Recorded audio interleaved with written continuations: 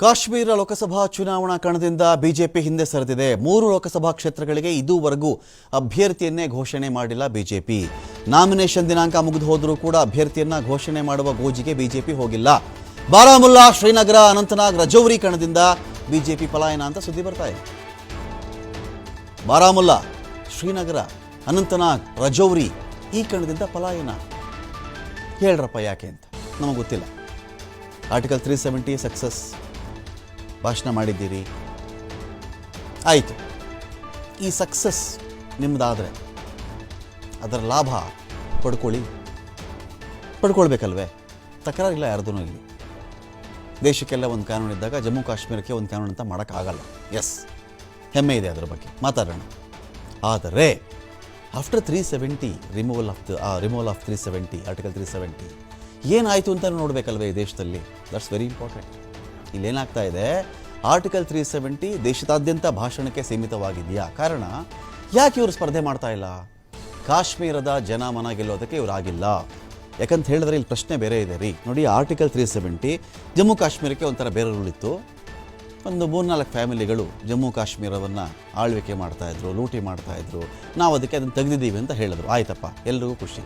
ನಮಗೆಲ್ರಿಗೂ ಒಂದು ಕಾನೂನು ಇದ್ದಾಗ ಅವ್ರಿಗೆ ಬೇರೆ ಅಂತಿಲ್ಲ, ಒಂದು ರೀತಿಯಲ್ಲಿ ಕಾನೂನು ಬಂತು ಅಂತ ಅಂದುಕೊಳ್ಳೋಣ ನಾವು. ಇದಾದ ಮೇಲೆ ಕಾಶ್ಮೀರದಲ್ಲಿ ಎಷ್ಟು ಜನ ಪಂಡಿತರಿಗೆ ಪುನರ್ವಸತಿ ಆಯಿತು? ಇದೇ ಮತ್ತೆ ಆರ್ಟಿಕಲ್ 370 ತೆಗೆದ ಮೇಲೂ ಕೂಡ ಎಷ್ಟು ಕೊಲೆಗಳು ಕಾಶ್ಮೀರದಲ್ಲಿ ಆದವು? ಅಟ್ ದ ಸೇಮ್ ಟೈಮ್ ಇದೇ ಲಡಾಖ್ ಜನ ಒಂದು ರಾಜ್ಯದ ಸ್ಥಾನಮಾನ ಬೇಕು ಅಂತ ಯಾಕೆ ಉಪವಾಸ ಕೂತಿದ್ದಾರೆ? ಇದೇ ಲಡಾಖಲ್ಲಿ ಚೀನಾದ ಸೈನ್ಯ ಬಂದು 400 ಕಿಲೋಮೀಟರ್ಗಳ ಒಳಗಡೆ ಬಂದು ಟೆಂಟ್ ಹಾಕೊಂಡು ಕೂತಿದ್ದಾರೆ. ದನಗಾಹಿಗಳು, ಕುರಿಗಾಹಿಗಳು ಹೋಗಿ ಅಲ್ಲಿ ಹೋದರೆ ಸಾಕು, ನಮ್ಮದೇ ಜಾಗದಲ್ಲಿ ಮೊನ್ನೆ ಎಲ್ಲ ನಾವು ಅಲ್ಲಿ ದನ ಮೇಯಿಸಿ ಕುರಿ ಮೇಯಿಸಿ ಬರ್ತಾ ಇದ್ವಿ, ನಮ್ಮ ಜಾಗ ಇತ್ತದು. ಇವತ್ತಿಗೆ ಚೀನಾದವರು ಬಂದು ಕೂತಿದ್ದಾರೆ, ನಾವು ತೋರಿಸ್ತೀವಿ ಬನ್ನಿ ಅಂದರು. ಒಂದು ಕರ್ಫ್ಯೂ ವಿಧಿಸ್ತಾ ಇದ್ದೀರಾ ಆ ಭಾಗದಲ್ಲಿ, ಲಡಾಖ್ನಲ್ಲಿ. ಸೋನಮ್ ವಾಂಗ್ಚುಕ್ ಪ್ರತಿಭಟನೆ ಮಾಡಿದ್ದಾನಲ್ಲಿ, ಉಪವಾಸ ಕೂತಿದ್ದಾನೆ ಆ ಮನುಷ್ಯ. ಸಾವಿರಾರು ಜನ ಲಡಾಖಿಗಳು ಈ ಪ್ರತಿಭಟನೆಯಲ್ಲಿ ಕೈ ಜೋಡಿಸಿದ್ದಾರೆ. ಇದರ ಆಚೆಗೂ ಆ ಕಡೆ ಗಮನ ಕೊಡ್ತಾ ಇಲ್ಲ. ಎಲ್ಲಿ ಗಮನ ಕೊಟ್ಟುಬಿಟ್ರೆ ಪೊಲಿಟಿಕಲ್ ಮೈಲೇಜ್ ಕಡಿಮೆ ಆಗಿಬಿಡುತ್ತೆ ಎನ್ನುವ ಆತಂಕದಲ್ಲಿ ನೀವಿದ್ದೀರಾ? I don't know. ಯಾರಾದರೂ ಹೇಳಿ, ನೀವು ಬೇಕಾದ್ರೆ ಫೋನ್ ಮಾಡಿ, ನಾನು ರಿಸೀವ್ ಮಾಡ್ತೀನಿ. ಈಗಲೇ ಫೋನ್ ಮಾಡಿ ಬೇಕಾದರೆ. ಮೈಲೇಜ್ ಡ್ರಾಪ್ ಆಗುತ್ತೆ ಅಂತ ನಿಮಗೆ ಭಯ ಇದೆಯಾ? ನನಗೆ ಗೊತ್ತಿಲ್ಲ. ಕಾಶ್ಮೀರದ ಪಂಡಿತರಿಗೆ ಪುನರ್ವಸತಿ ಕಲ್ಪಿಸ್ತೀವಿ ಅಂತ ನೀವು ಹೇಳಿದ್ರಿ, ಕಲ್ಪಿಸಿದ್ದೀರಾ? ಇದೇ ಕಾಶ್ಮೀರದಲ್ಲಿ ಜನ ನಾವಿಲ್ಲಿರಲ್ಲ ಅಂಥೇಳಿ ಪ್ರತಿಭಟನೆ ಮಾಡಿದಾಗ ಮತ್ತೆ ಕರ್ಫ್ಯೂ ಹೇರಿದ್ರಿ, ಹೆದ್ದಾರಿಗಳನ್ನು ಬಂದ್ ಮಾಡಿದ್ರಿ. ಇದೂ ಅಷ್ಟೇ ನಿಜ. ಇಲ್ಲಿ ಲಡಾಖ್ ಜನಗಳ ಪರಿಸ್ಥಿತಿ ಹೇಳತೀರದಾಗಿದೆ. ಸೋನಮ್ ವಾಂಗ್ಚುಕ್ ಉಪವಾಸ ಕೂತಿದ್ರು, ಧರಣಿ ಮಾಡಿದ್ರು. ಗಡಿವರೆಗೂ ನಾವೇ ಕರ್ಕೊಂಡು ಹೋಗ್ತೀವಿ ಬನ್ನಿ, ಚೀನಾದವ್ರು ಏನು ಮಾಡ್ತಾ ಇದ್ದಾರೆ ತೋರಿಸ್ತೀವಿ ಅಂತ ಬನ್ನಿ ಅಂತ ಹೇಳಿದ್ರು. ಅಲ್ಲಿಗೂ ನೀವ್ಯಾರೂ ಹೋಗಲಿಲ್ಲ, ಒಂದು ಪ್ರತಿರೋಧ ತೋರಿಸಿಲ್ಲ. ಅಲ್ಲಿ ಹೋಗಿದ್ರೆ ಸತ್ಯಾಸತ್ಯತೆ ತಿಳಿತಿತ್ತು ನಿಮಗೆ. ಸತ್ಯನ ಸುಳ್ಳು ಹೇಳ್ತಿದ್ದಾರೆ ಸೋನಮ್ ವಾಂಗ್ಚುಕ್ ಅಂತ ಹೇಳಿ. ಕರ್ಫ್ಯೂ ಹಾಕ್ಬಿಟ್ಟು ಅವ್ರನ್ನೂ ಹೋಗದಂತೆ ತಡೆದು ನೀವು ಹೋಗದೇ ಇದ್ದರೆ ಹೇಗೆ? At the same time article 370 ತೆಗೆದಿರುವುದು ಕಾನೂನಾತ್ಮಕ ದೃಷ್ಟಿಯಿಂದ ಅವ್ರಿಗೇನು ಬೇರೆ ಕಾನೂನು ಬೇಕಾಗಿಲ್ಲ, ಒಂದೇ ಕಾನೂನನ್ನು ಹೇಳೋದಕ್ಕೆ ಮಾಡಿದ್ದೀರಾ ನೀವು? ಅಥವಾ ಇದೇ ಜಮ್ಮು ಕಾಶ್ಮೀರದಲ್ಲಿ ಸಂಪದ್ಭರಿತವಾಗಿರತಕ್ಕಂತಹ ಗಣಿ ಸಂಪತ್ತಿದೆ, ಖನಿಜ ಸಂಪತ್ತಿದೆ, ಅದನ್ನು ಬೇರೆಯವರಿಗೆ ನೀವು ಗುತ್ತಿಗೆ ಕೊಡ್ತಾ ಇದ್ದೀರಾ ಅಂತ ಕೂಡ ಅನೇಕರು ಪ್ರಶ್ನೆ ಕೇಳ್ತಾ ಇದ್ದಾರೆ. ಲಡಾಖ್ ಖನಿಜ ಸಮೃದ್ಧವಾಗಿರತಕ್ಕಂಥ ಒಂದು ಪ್ರದೇಶ. ಲಿಥಿಯಂ ಯಥೇಚ್ಛವಾಗಿ ಸಿಗುತ್ತೆ. ಎಲೆಕ್ಟ್ರಿಕ್ ಕಾರ್ ಬರ್ತಾ ಇದೆಯಲ್ಲ, ಅದಕ್ಕೆ ಬ್ಯಾಟ್ರಿಗಳು ಬೇಕಲ್ವಾ? ಎಲೆಕ್ಟ್ರಿಕ್ಕು 2 ವೀಲರ್ಗಳಿಗೆ. ಈ ಬ್ಯಾಟ್ರಿಗೆ ಬೇಕಿರತಕ್ಕಂತಹ ಮೂಲಭೂತ ಕಚ್ಚಾ ವಸ್ತು ಲಿಥಿಯಂ ಇದೆಯಲ್ಲ, ಯಥೇಚ್ಛವಾಗಿದೆ ಅಂಥೇಳಿ ಯಾರಿಗಾದರೂ ಕೊಟ್ಟುಬಿಟ್ಟಿದ್ದೀರಾ ಅಂತ ಜನ ಕೇಳ್ತಾ ಇದ್ದಾರೆ. ಅದೆಲ್ಲ ಬಿಟ್ಬಿಡ್ರಪ್ಪ, ನೀವು ಯಾಕೆ ಸ್ಪರ್ಧೆ ಮಾಡ್ತಿಲ್ಲ ಅದನ್ನಾದರೂ ಹೇಳಿ. ಆರ್ಟಿಕಲ್ 370 ಪುಲ್ವಾಮನೂ ನಡೆದಿದೆ. ನಾವು ಅದಕ್ಕೆ ಬಾಲಾಕೋಟ್ ಸರ್ಜಿಕಲ್ ಸ್ಟ್ರೈಕ್ ಮಾಡಿದ್ದೀವಿ ಅಂತಲೂ ಹೇಳ್ತಾ ಇದ್ದೀರಿ. ಆದರೆ 5 ಇಯರ್ಸ್ ಆಯಿತು ಪುಲ್ವಾಮಾದಲ್ಲಿ ಯಾರನ್ನ ಹಿಡ್ಕೊಂಡು ಬಂದ್ರಿ, ಯಾರಿಗೆ ಗಲ್ಲಿಗೇರಿಸಿದ್ರಿ ಅಂದರೆ ಇದಕ್ಕೂ ಉತ್ತರ ಇಲ್ಲ. ಆರ್ಟಿಕಲ್ 370 ತೆಗೆದ ಮೇಲೆ ಇದನ್ನು ಬೇರೆ ರಾಜ್ಯಗಳಲ್ಲಿ ಆರ್ಟಿಕಲ್ 370 ನಾವು ತೆಗೆದಿದ್ದೀವಿ ಅದನ್ನು ಅಂತ ಹೇಳಿ ಮತ ಸೆಳೆಯೋದಕ್ಕೆ ಪ್ರಚಾರ ಮಾಡ್ತಾ ಇದ್ದೀರಿ. ಆದರೆ ಕಾಶ್ಮೀರದಲ್ಲಿ ಇದರ ಲಾಭವನ್ನು ಪಡೆಯೋದರಲ್ಲಿ ನೀವು ವಿಫಲವಾಗ್ತಾ ಇದ್ದೀರಾ. ಗೊತ್ತಿಲ್ಲ, ಏನೋ ಫುಲ್ಲು ನಾಮಿನೇಷನ್ ಹಾಕೋಕ್ಕೆ ಕಡೇ ದಿನ ಇದ್ದರೂ ಕೂಡ ನೀವು ನಾಮಿನೇಷನ್ ಹಾಕಿಲ್ಲ ಅಂತ ನಮಗೆ ವರದಿ ಬರ್ತಾ ಇದೆ. ಯಾಕೆ? 2019 ಆಗಸ್ಟ್ 5 ಆರ್ಟಿಕಲ್ 370 ವಿಧಿ ರದ್ದು ಮಾಡಿದ್ರಿ ನೀವು.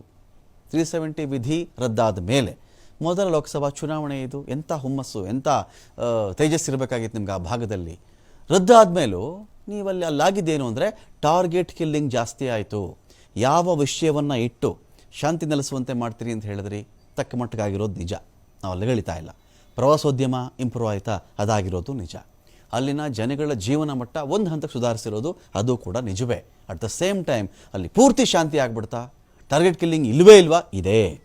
ಇವತ್ತಿಗೂ ನಡೀತಾ ಇದೆ, ಅವತ್ತಿಗೂ ನಡೀತಾ ಇತ್ತು, ಇವತ್ತಿಗೂ ನಡೀತಾ ಇದೆ. ಇದೇ ಕಾರಣಕ್ಕೆ ಟೀಚರ್ ಕೊಂದರು, ಮಕ್ಕಳನ್ನು ಕೊಂದರು, ಯಾರೋ ಕೆಲಸಗಾರನ ಕೊಂದರು, ಬಂದು ಗುಂಡಾರ್ಸಿ ಸಾಯಿಸಿದ್ದು ಹೋದರು. ಅವತ್ತು ಜನ ಭಯ ಆಗಿ ಅಲ್ಲಿದ್ದವರು ನಾವು ಕಾಶ್ಮೀರದಿಂದ ಆಚೆ ಹೋಗ್ಬಿಡ್ತೀವಿ ಅಂದರೆ ಇನ್ನು ಎಲ್ಲಿ ಮರ್ಯಾದೆ ಹೊರಟೋಗುತ್ತೋ, ಮೈಲೇಜ್ ಹೊರಟೋಗುತ್ತೋ ಅನ್ನೋ ಕಾರಣಕ್ಕೆ ಕರ್ಫ್ಯೂ ಹೇರಿದ್ರಿ ನೀವು. ಗಂಟು ಮೂಟೆ ಕಟ್ಕೊಂಡು ಬಂದು ಹೆದ್ದಾರಿಯಲ್ಲಿ ನಿಂತ್ಕೊಂಡ್ರೆ ಲಾರಿಗಳಿಗೆ ತಾಕೀತು ಮಾಡಿದ್ರಿ, ಯಾರನ್ನೂ ಕ್ಯಾರಿ ಮಾಡೋ ಹಾಗಿಲ್ಲ. ಹೆದ್ದಾರಿಯಲ್ಲಿ ಬ್ಯಾರಿಕೇಡ್ಗಳು ಹಾಕಿದ್ರಿ, ಸಿಲಿಂಡರ್ಗಳು ಇಟ್ಕೊಂಡು ಬಂದಿದ್ರು ಜನ, ಮನೆ ಪಾತ್ರೆ ಪಗಡಿ ಎಲ್ಲ ಎತ್ಕೊಂಡು ಬಂದಿದ್ರು. ಆಗಲಿಲ್ಲ. ಅದು ಟಾರ್ಗೆಟ್ ಕಿಲ್ಲಿಂಗ್ ಹೆಚ್ಚಳ ಆಗಿದೆ. ಇದರ ವಿರುದ್ಧವಾಗಿ ಕಾಶ್ಮೀರಿ ಪಂಡಿತರು ಇವತ್ತಿಗೂ ಹೋರಾಟ ಮಾಡ್ತಾ ಇದ್ದಾರೆ. ಇದು ವಾಸ್ತವ. ಕಾಶ್ಮೀರಿ ಪಂಡಿತರು ಹಿಂದೂ ಅಲ್ಪಸಂಖ್ಯಾತರ ಮನಗೆಲ್ಲುವಲ್ಲಿ BJP ವಿಫಲವಾಯ್ತಾ ಈ ಭಾಗದಲ್ಲಿ? ಇದೆಲ್ಲ ಸುಳ್ಳ? ನೀವೇ ಒಂದು ಸ್ಟೇಟ್ಮೆಂಟ್ ಕೊಡಿ, ಅದನ್ನು ಪ್ರಸಾರ ಮಾಡ್ತೀವಿ. ಕಾಶ್ಮೀರಿ ಪಂಡಿತರಿಗೆ ಪುನರ್ವಸತಿ ಕಲ್ಪಿಸುವಲ್ಲಿ ಕೇಂದ್ರ ಸರ್ಕಾರ ವಿಫಲವಾಗಿದೆ. ಬನ್ನಿ ಬನ್ನಿ ಬನ್ನಿ ಕಾಶ್ಮೀರಕ್ಕೆ ಅಂತ ಹೇಳಿದ್ರೆ ಯಾವತ್ತೋ ಕಳ್ಕೊಂಡಿರೋ ನೆಲ ಅವರದು ಅಲ್ವಾ? ನಿಜ ಅಲ್ವೇನ್ರಿ? ಕಳ್ಕೊಂಡಿದ್ದಾರೆ. ಅವರ ಮನೆಗಳಿದ್ದಿರಬಹುದು, ಕುರುಹುಗಳಿದ್ದಿರಬಹುದು, ಆಸ್ತಿನ ಇನ್ಯಾರ ಕಬಳಿಸಿರಬಹುದು. ಹೀಗಿದ್ದಾಗ ಒಂದು ಪುನರ್ವಸತಿ ಪ್ಯಾಕೇಜ್ ಬೇಕಲ್ರಿ ಆ ಜನಗಳಿಗೆ. ಮನೆ ಕಟ್ಕೊಟ್ರ ಅವ್ರಿಗೆ? ಕಾಲೋನಿಗಳನ್ನು ಮಾಡಿದ್ದೀರಾ? ಉದ್ಯೋಗಕ್ಕೆ ಏನು ಮಾಡಬೇಕು ಅವರು? ಎಲ್ಲೆಲ್ಲೋ ಬೇರೆ ಬೇರೆ ಕಡೆ ಹೋಗಿ ಉದ್ಯೋಗ ಮಾಡ್ತಾ ಇರ್ತಾರೆ. ಒಂದು ಪುನರ್ವಸತಿ ಅಂದರೆ ಯಾವ ಥರ ಮಾಡ್ತಾ ಇದ್ದೀರಿ? ಈ ವಿಚಾರದಲ್ಲಿ ಕೇಂದ್ರ ಸರ್ಕಾರ ವಿಫಲವಾಗಿದೆಯಾ? 2014 ಲೋಕಸಭಾ ಚುನಾವಣೆ ಪ್ರಣಾಳಿಕೆಯಲ್ಲಿ ಪುನರ್ವಸತಿ ಭರವಸೆಯನ್ನು ಕೊಟ್ಟಿದ್ರಿ. ಕಾಶ್ಮೀರಿ ಪಂಡಿತ ನೌಕರರಿಂದಲೂ ಕೂಡ ಕೇಂದ್ರ BJP ಸರ್ಕಾರದ ವಿರುದ್ಧವಾಗಿ ಅಸಮಾಧಾನ ಹೊರಬಿದ್ದಿದೆ. ಕಾಶ್ಮೀರಿ ಪಂಡಿತರ ಹೋರಾಟ ಸಂಘಟನೆ AIKHF ಕಾಂಗ್ರೆಸ್ನಲ್ಲಿ ವಿಲೀನ ಕೂಡ ಆಗಿದೆ ಇದೀಗ. ಸೊ ಹಾಗಾಗಿ